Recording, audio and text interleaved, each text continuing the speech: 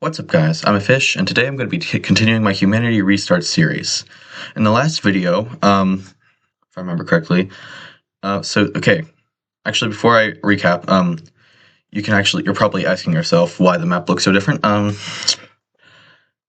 the map itself doesn't look different, but there's new things. 3 new things, actually. Kind of 4, not really. So, 1, you can see the giant numbers. This is now the ranking layer that will be updated after every episode. Number 2, see these blue dots on the cities? On some of the cities? That blue dot marks a port city. There it is on the capital cities too.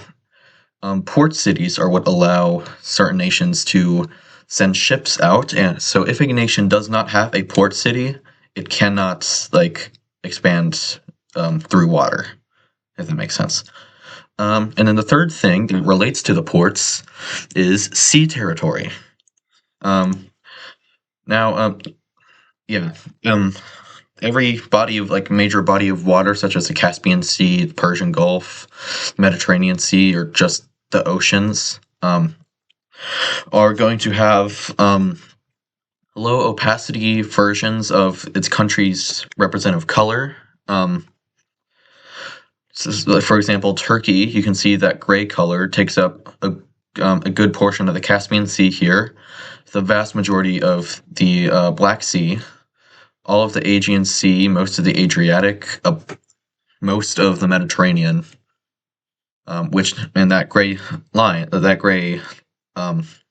the gray connects up all of its territory. You can see here the Malta here, because if you didn't know, Malta is an independent country here. Maybe not for much longer, but it is independent right now.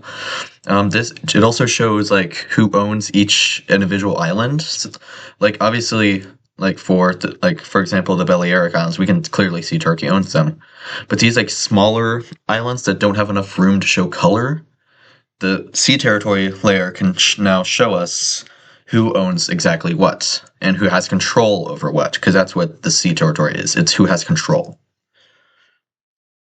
That's our 3 new things. Ranking, I'm going to turn off, and sea territory I'm also going to turn off. Because it just makes the water kind of hard to look at. The ports are embedded into the city layer, so they're not going away. And you can see here, this is the kind of 4th thing. I kind of redid the vassals because, if you remember, which I did not, the orange team is Persia's vassal, and Egypt is Turkey's vassal. And I did not remember that when I made the Circle Alliance. So 2 of these members gotta go. So let me just turn up the brush size real quick. Oh, wrong layer. Nope, we're not erasing Oman. We are erasing Oman's circle and Egypt's circle, because they are not allowed to be in that alliance. Okay. So, now let's recap the last video. In India, which is where most of the video took place, the red team, Central India, and South India, and South India all expanded, and are now the 3 dominant powers of the subcontinent, which we can see here in the ranking. Red team's number 3, Central India's number 5, and South India's number 6. So I am going to say, 1 and 2 Turkey and Persia are quite a bit ahead of number 3, which is the red team. But after that large gap, 3, 4, 5, 6 are all pretty close together, and then 7, 8, 9 are all pretty close together. Oh yeah, and 7, 8, 9, and 10 are all. So it's really split in 3 groups: 1, 2, 3, 4, 5, 4. 3, 4, 5, 6, 7, 8, 9, 10. So anyway, that layer's turning back off, and so is alliances, because we don't need that right now. Actually, yes, we do. This country right here. Actually, hold on. Let me turn the brush size down in case I forget about that. This country right here. As I said in the last video, this alliance that was created in retaliation to the aggressive powers of India is very popular amongst other smaller Indian nations. One of which being this country right here, that desperately wants to join the alliance. it was the first one to send its application to the pink team, the leader of the alliance. You know what, actually, let me do that real quick, because I actually have an idea. As you can see, the leader of each alliance is marked by the shape being inside. Oh, what did I just do? Okay, you know what, I'm just gonna leave that in because I can't be bothered to edit that out. Yeah, the leader of each alliance is marked with the alliance's representative shape inside the other shape. So yeah, now we can see the pink team is the leader of the Triangle Alliance, blue team the leader of the Circle Alliance, and obviously Persia the leader of the Pentagon Alliance. So anyway, back to what I was saying. This country right here was the first one to give its application to the pink team, who then gave the application to both the blue team and Myanmar here, so they can all vote on if this country should be allowed in. And as they were voting, they suddenly realized that they were a little too late, because it's too late for that country. Tolerance. Yeah, maybe I'll just make it a little darker. And change tolerance down again. Okay, whatever. Oh, wait. That's why I forgot to change that. Okay, there we go. Okay, anyways. Yes, Central India is going to start invading into the country and immediately take two of its major cities. While at the same time, another army is going to take another one of its major cities here in the west. Now, before Central India can get too far into this country, a third party is going to be joining as the red team begins to invade the country as well, immediately beginning to send two armies across, taking multiple cities in an attempt to completely surround the capital. This attempt goes successfully, and then they go in and take the capital city. So yeah, now that they're at war, they're not going to be joining that alliance. Sorry, but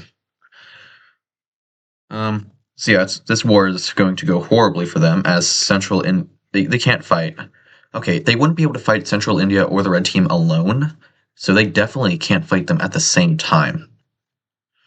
Central India just steamrolls them, as most of their forces were in the north, like the northwest, against the Red Team, because the Red Team is stronger. Which really doesn't make sense, because Central India has been its neighbor for way longer. But yeah, anyway. They're both going to just annihilate this country. There's really nothing it could have done here. So yeah, it's going to surrender. Let's see what the peace treaty looks like, and let's hope that these two powers can get along. How the two powers are going to split up the country. So they actually surprisingly managed to do it without a border dispute. That's good. No war here between the two of them. That's nice. So yeah, because it seems both of these countries are going to be lasting a long time. Now, let's go somewhere else. To South India. South India. Oh, wrong there. South India wants to expand too. And they have one neighbor that isn't one of the aggressive powers, being Sri Lanka. They're going to ignore that. First, South India is going to claim the Maldives. Yeah, all of those islands are theirs now. And then they're going to go west and take Socotra. Is that how you say that? Socotra? I don't know. And then, after going west, they're going to go east. And they are going to discover these islands and Indonesia. Well, those guys they knew about Indonesia because it was right there, but now that South India is being going to explore it. So yeah, they're going to explore kind of just like the northern half of the island, the northern 2/3 of the island, and then wrong layer again. South India is going to claim these islands, and then make the world's first like kind of colony up here. I mean, okay, up here in Europe, like both Frances are kind of doing the Britain, but whatever. Okay. Yep, first colony over here in Indonesia, and then at the same time, Malaysia here is going to start claiming land over here as well. How convenient. Um, yeah, they're going to expand to the other end of the island, and that's going to be their expansion. From there, South India's colony here is going to just expand south and meet up with that border, as well as claiming those islands, because why not? Oh, and then they're going to invade Sri Lanka. Yeah, they're going to immediately capture that port city, and then just start pushing down. They're very quickly going to take the capital city. You know what? After I was making fun of South India so much just a few episodes ago, they really have turned around by using Central India, but that doesn't matter. They're powerful now. The citizens' dreams have come true, and their their country is an empire now. Um, so yeah, that's India for you. But now that South India's presence is in Indonesia, it's going to scare some of the surrounding countries, which is going to get. Hold on. Uno segundo, por favor. It's going to get a new member to apply to the Triangle Alliance. That member being Malaysia down here. Oh, wait.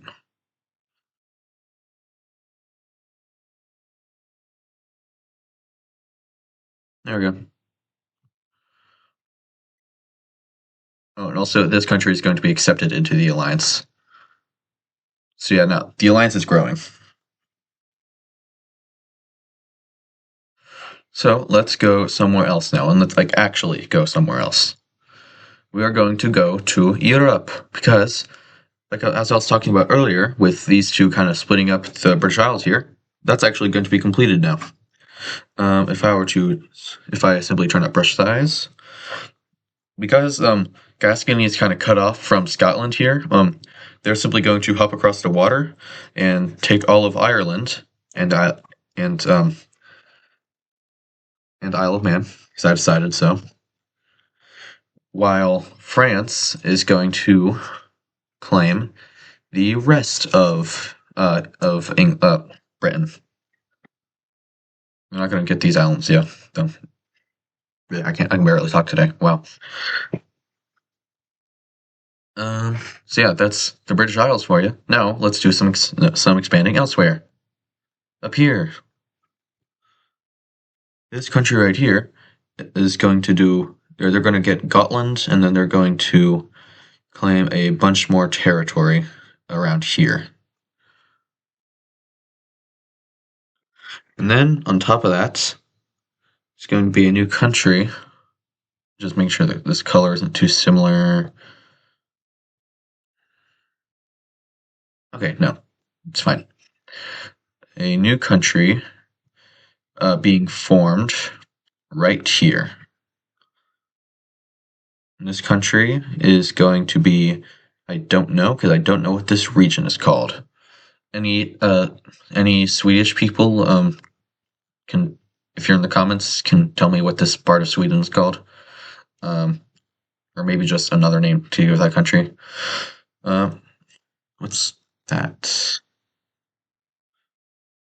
Okay, don't know why those green lines are always everywhere. See, look, there's more right here. Okay.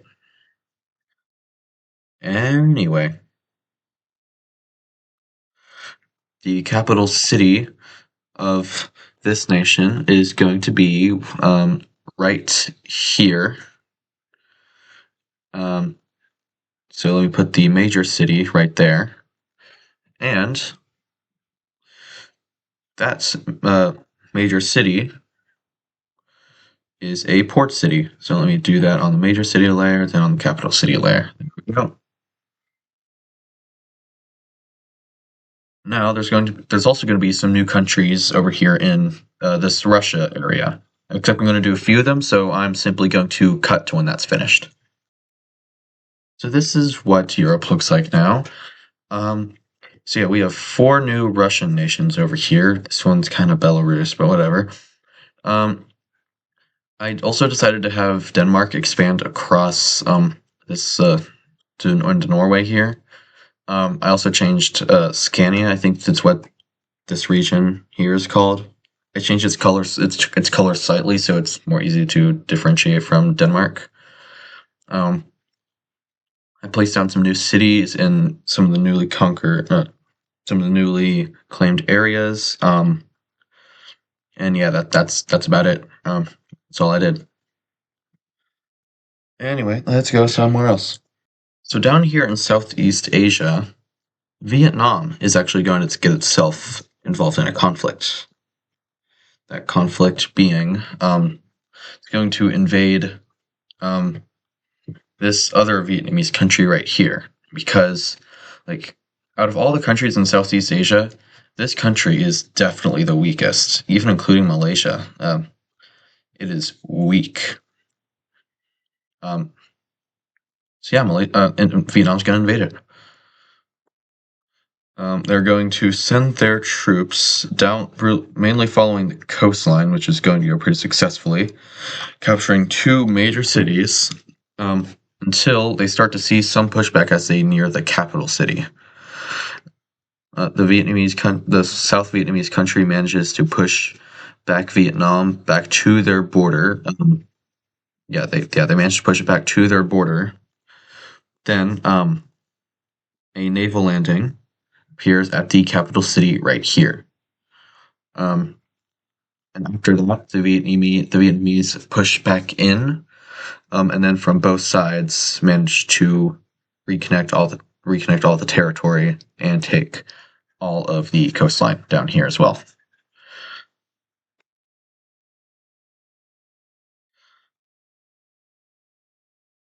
This West Cambodian country, seeing South Vietnam falling, is going to get itself involved in the conflict and start invading into the western regions um, of South Vietnam here. But right after that happens, this East Cambodian country is going to invade West Cambodia. Because like they kind of hated each other.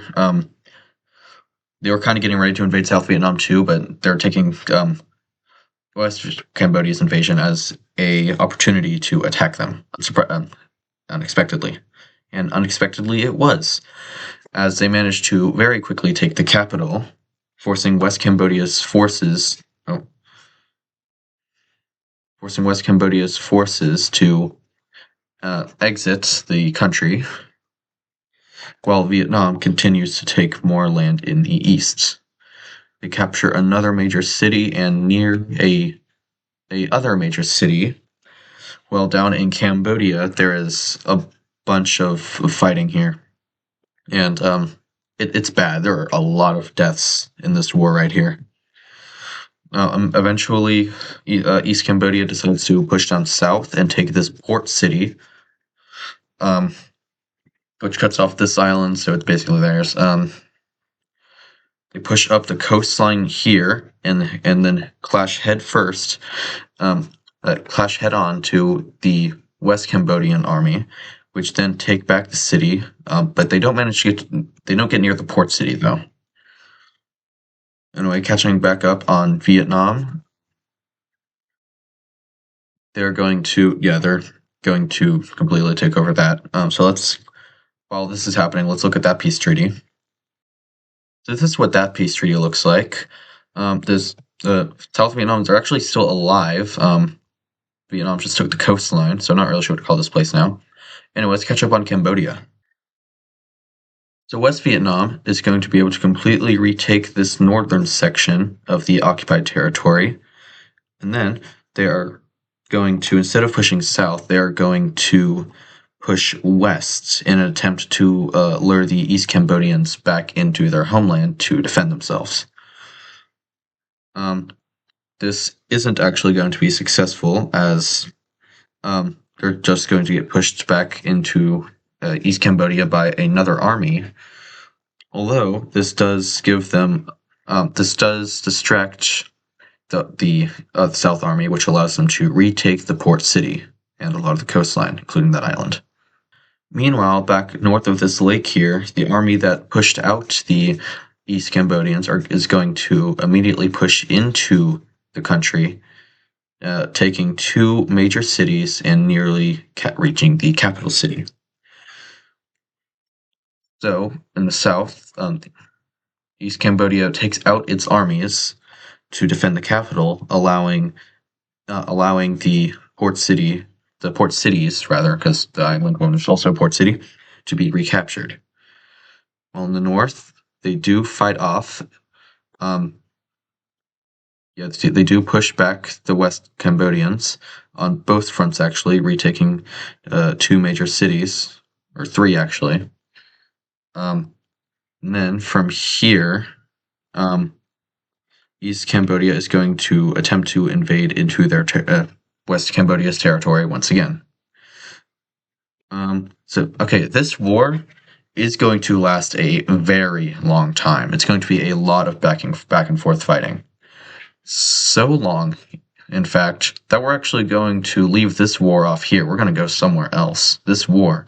Just remember, while everything else I'm going to show off is happening, this is still happening. So, anyway, let's go to the red team. Because you see, they've actually been facing lots of instability within. And after this invasion in the east, it was their final. It was the citizens' final straw. You see, what happens when you do a lot of aggressive expansion without really caring for the citizens' needs, you get revolution. And the final nail in the coffin is going to be the full-on collapse of the red team's government. Full-on collapse of the red team's government. It is now completely gone, and this is what is left of it. Now we're going to have another war in Europe, taking place in, the same place of Europe the last war took place. Now, as you could probably guess, it has to do with Milan right here. After they took over Switzerland, they immediately started genociding the yellow religion living in Switzerland. You know who doesn't like genocide, apparently? Germany. They really don't like genocide here in this timeline. Meanwhile, in our timeline, they're going to tell Milan to stop doing what they are doing, otherwise they will invade. And then France goes, hey, if you invade Milan, I will invade you. And then Gascony goes, hey, if you invade Milan, I will also invade you. And then Italy goes, oh yeah, well, if you guys invade Germany, I'll invade Milan. And then France and Gascony collectively go, well, if you invade Milan, we're going to invade you. So it's the three blue religion countries versus Germany and Milan. If we go to the rankings, actually, we can see that Milan is ranked number 7 in the world. So, fight a 2v3 with the number 7 country being on the 3 side probably would not end well.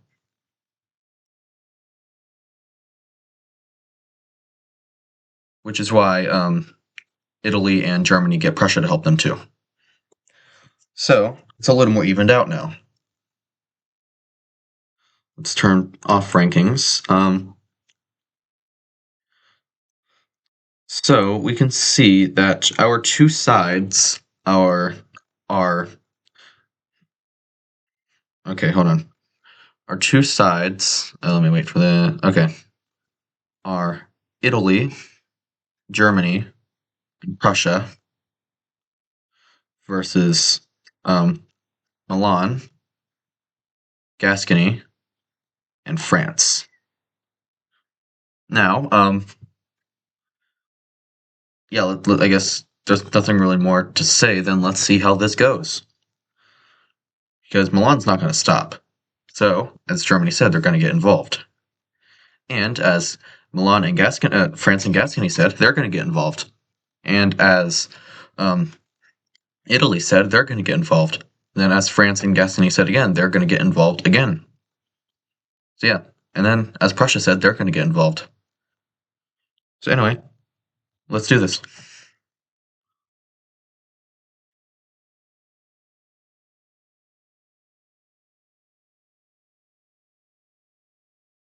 German forces are going to start by pushing into the recently conquered Switzerland.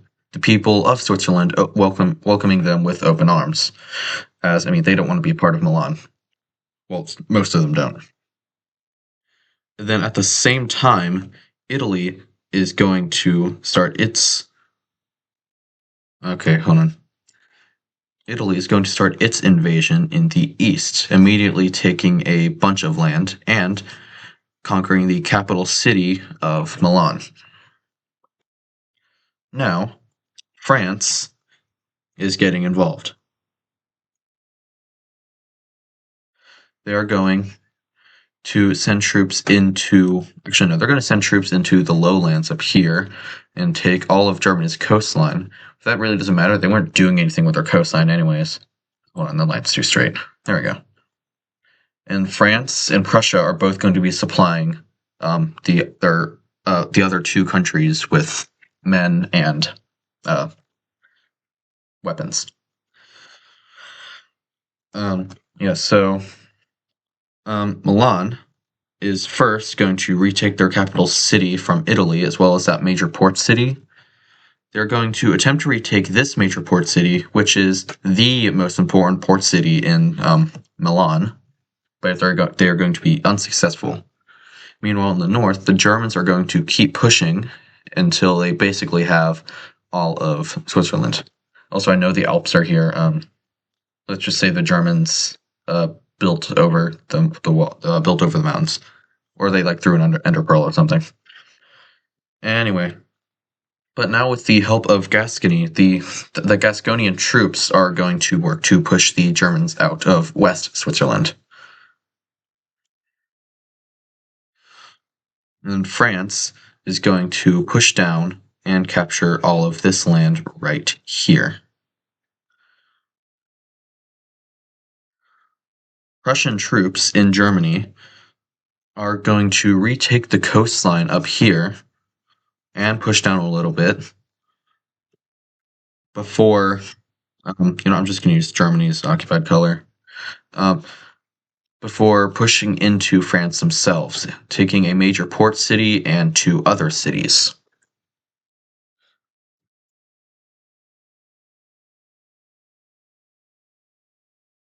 Italy is going to keep fighting, taking back one of the major cities and pushing back towards the capital. They don't get to take it though. And something bad is going to happen for the Gascony, France, and Milan. Because this war, they're spending a lot of money on this war, and this war is going to be what sparks the British revolutions. So yeah, that's the British revolutions. Britain is now entirely independent. So yeah, that's certainly going to affect this war. By effect, I mean France is going to immediately pull all of their troops out of Germany. So this team now they need help now because two of the three nations on the side just lost a lot of their power, and Milan's capital just fell. That fell again actually. So that's good. So Prussia is since they were the one that joined in support of Germany and Italy to help balance the scale of the war. So While all of Prussia's troops are fighting in Germany and in Italy, Denmark is going to join the war on the side of Milan. They're going to push down from Jutland and push east from the Netherlands, and they're going to quickly reconnect all the territory. Now, in these far western lands, a big portion, a lot of the population was still Danish, so conquering this land was quite easy. But as they push further east, it proved more and more difficult to successfully take over cities, as the citizens like further east are to consider themselves more Prussian than Danish. But with the Danish now being involved, Prussia is going to take their troops out of northern France, and now they have to focus on this front, which by the time they do get there, they immediately start to steamroll the Danish. But we're not going to focus on that right now. We're going to focus on Milan's big push to retake both the capital city and all of Switzerland. They are going to. Oh, wait a minute! It went horribly. They lost the first fight in that little strategy, and then Italy pushes up and cuts Milan in half. Germany is going to push Germany and Italy together are going to defeat the Gasconian army that was in western Switzerland, and then Germany is going to push west from here, and this is the point where Milan is going to surrender. And at Milan's surrender, both Gascony and France are going to leave the war as well. Now, let's actually look at up here at Denmark and Prussia before we get to the peace treaty, because they're actually going to continue fighting. The Prussians are going to immediately take back all of this territory right here, and then begin their invasion into the Netherlands, which goes somewhat well, but they get stopped at the gates of this major city right here. And at the same time, the Danish are going to push down and capture this major city and recapture this port. The Dutch managed to fight back slightly, but eventually they do fall to the Prussian army, which can then refocus itself on the north. So yeah, that happens. They take back all of that land, and then as they start to make their way up Jutland and capture the capital city, Denmark is going to surrender. So the first part of the peace treaty is going to be Switzerland being reestablished as a nation. Next, Italy is going to take all of these provinces from Milan. It's going to demand that the Netherlands be released as a Prussian puppet state. And then France and Gascony are actually going to stay exactly the same. Germany is not going to get anything besides the satisfaction knowing that they have stopped genocide.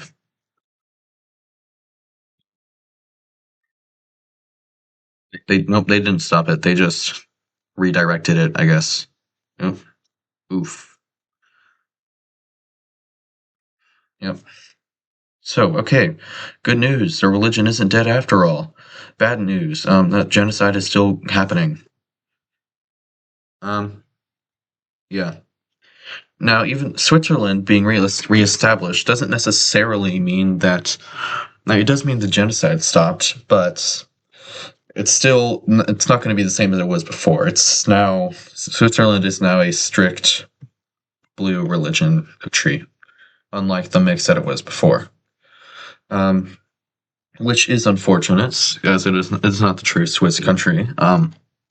But the people are still happy to be out of Milan's control. Now, the worst consequence of this war, England exists. and there's two of them. Two Englands and two Frances. Oh God, what world have I made? You know what? That's going to be the end of this video. I can't deal with this. Except for the fact that there's one more event happening. This is the end of the episode, but I have one more thing to say. The leader of Turkey, while visiting land down here, is attacked and killed. Some people within Turkey are saying that it was people from the recently conquered territory over here, while others saying that they were unrelated. Others are starting to point fingers at other specific people plotting against the king, other political people. So yeah, that's what I'm gonna leave you guys off with. If you guys enjoyed, leave a like, subscribe if you're not already, and like my content. I hope you do, and I will see you in the next video. Goodbye.